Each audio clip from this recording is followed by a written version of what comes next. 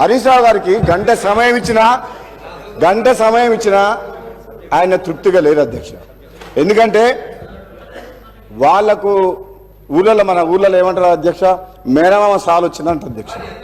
అంటే ఆయనకు మాటలు చెప్పడంలా, అబద్ధాలను నిజం మాట్లాడట్లా.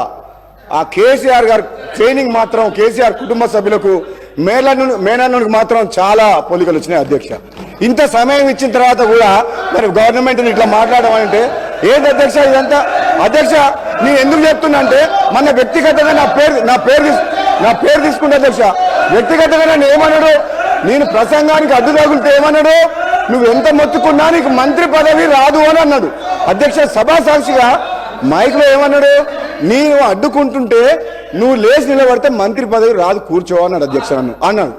నేనేమంటున్నా, నువ్వెన్నేళ్ళు కష్టపడ్డ తర్వాతే కష్టపడ్డ హరీష్ రావు గారు కేసీఆర్ తర్వాత కేటీఆర్ అవుతారు, కానీ నీకు మోసం జరుగుతుంది, కానీ వాళ్ళు ఏం చేయరు నీకు.